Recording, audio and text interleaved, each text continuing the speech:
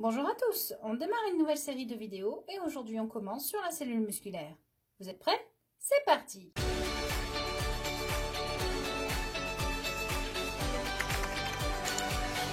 Il existe 3 catégories de muscles et plus précisément en réalité 2. Les muscles lisses, également qualifiés de muscles blancs, qui sont des muscles involontaires, et les muscles rouges, dits également striés, qui se divisent en 2 sous-catégories, les muscles squelettiques et le muscle cardiaque. Les mouvements mobilisent les muscles squelettiques. Ces derniers, lors de leur contraction, se raccourcissent et tirent l'os sur lequel ils sont accrochés.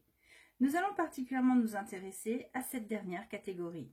Dans un premier temps, nous allons voir que le muscle squelettique est un ensemble de cellules spécialisées. Et voyons plus en détail la structure de ce type de muscle. Le corps humain comprend 639 muscles, dont 570 muscles striés squelettiques. Les muscles squelettiques sont sous contrôle volontaire du système nerveux central. Chez l'adulte, ils représentent 43% de la masse du corps. Les muscles présentent des formes variées, pouvant être ramenés à 3 catégories. Les muscles longs en fuseau, leur corps est renflé, et ils sont terminés par des corps durs et blancs, les tendons, qui les fixent aux os. On peut citer en exemple le muscle biceps ou encore le muscle droit fémoral. Les muscles plats, ils sont plats ou en ruban, étalés en éventail mais sans tendons.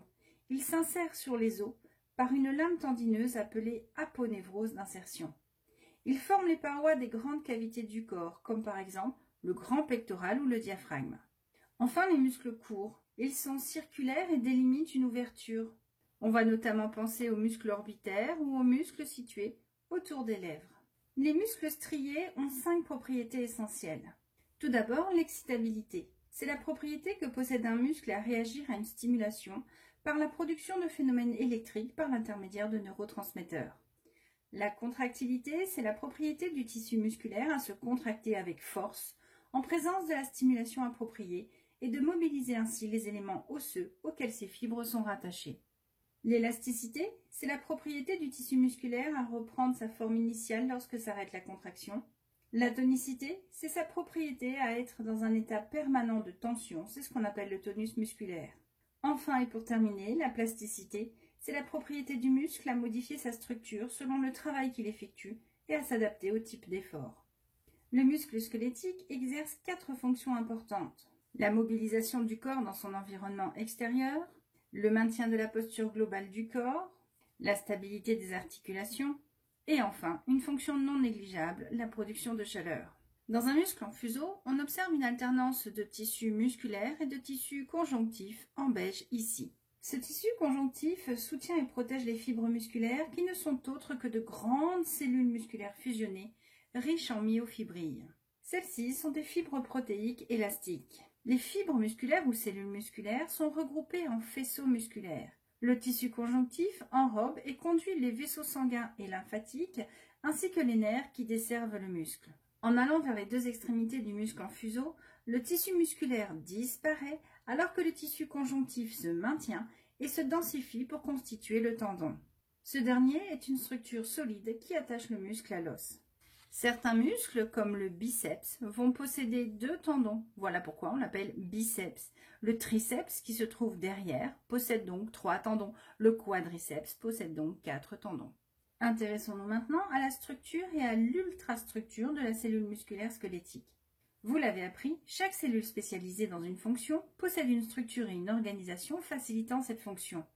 Ainsi, la cellule musculaire présente une organisation structurelle qui est spécifique à la fonction de motricité. La cellule musculaire, ou myocyte, est une cellule très allongée qui peut faire jusqu'à 35 cm de long. En raison de sa forme, on l'appelle également une fibre musculaire. Chaque fibre possède un diamètre de 10 à 100 microns, sa longueur varie en fonction du lieu où elle est fixée. Les myocytes sont limités par ce qu'on appelle un sarcolème. Ce sarcolème est constitué de la membrane plasmique et de ce qu'on appelle une lame basale. C'est un assemblage de protéines et de glycoprotéines situées à l'extérieur de la cellule et permettant l'adhérence entre les cellules. Alors ici, sur cette image prise au microscope, les cellules ne sont pas adhérentes parce qu'elles ont été dissociées pour le montage microscopique. On observe en périphérie du sarcoplasme, c'est-à-dire le cytoplasme d'une cellule musculaire, de nombreux noyaux accolés au sarcolème. Ceci nous indique que nous n'avons pas ici une seule cellule, mais en réalité plusieurs cellules qui ont fusionné. On va alors parler de syncytium. Le sarcoplasme de la cellule est occupé par des myofibrilles. Ce sont donc des fibres protéiques qui permettent la contraction. Ce sont elles qui présentent de nombreuses striations visibles au microscope. Le sarcoplasme contient également des granules de glycogène, molécules de stockage du glucose et de nombreuses mitochondries en bleu ici sur ce schéma. Ces dernières fournissent l'énergie nécessaire à la contraction. La cellule musculaire adulte est pauvre en réticulum endoplasmique granulaire. Elle possède en revanche du réticulum sarcoplasmique, représenté ici en bleu foncé violet. Celui-ci sert de réserve de calcium, intervenant dans la stimulation de la contraction de la cellule musculaire. Les tubules en T, en rose sur ce schéma, sont des extensions de la membrane cellulaire qui pénètrent au centre de la cellule, entre les fibres musculaires. Ces extensions de la membrane plasmique contiennent de grandes concentrations de canaux ioniques, de transporteurs, de pompes. Ainsi, les tubules en T, qui pénètrent entre les myofibrilles, vont permettre une transmission rapide du potentiel d'action dans la cellule et vont également jouer un rôle important dans la régulation de la concentration de calcium cellulaire. Les myofibrilles sont constituées d'une association organisée de filaments épais, composés de myosine en forme de crosse de hockey, et de filaments fins composés d'actine, en bleu sur ce schéma, de troponine et de tropomyosine. L'observation au microscope électronique d'une coupe de muscle montre l'existence d'unités répétitives que l'on appelle des sarcomères. On définit un sarcomère comme étant le segment entre deux stries que l'on appelle des stries Z, apparaissant donc comme une série de lignes renforcées. En effet, les stries Z correspondent à la jonction entre deux sarcomères et sont constitués de filaments d'alpha-actinine. Un sarcomère a donc une structure particulière. Il est composé d'une demi-bande I. Pourquoi demi-bande? Parce qu'en fait la bande, elle est de part et d'autre de la strie Z. Donc ici vous avez la demi-bande I et là l'autre demi-bande I, mais qui n'est pas représentée sur le schéma. Je disais donc un sarcomère est composé d'une demi-bande I, d'une bande A et d'une autre demi-bande I. Le tout coincé entre deux stries Z. Les bandes A et I ont été nommées d'après leurs propriétés sous microscope polarisant. I pour isotrope, qui présente les mêmes propriétés dans toutes les directions, et A pour anisotrope, dont les propriétés varient selon la direction considérée. La bande A est riche en filaments d'actine superposés aux molécules de myosine.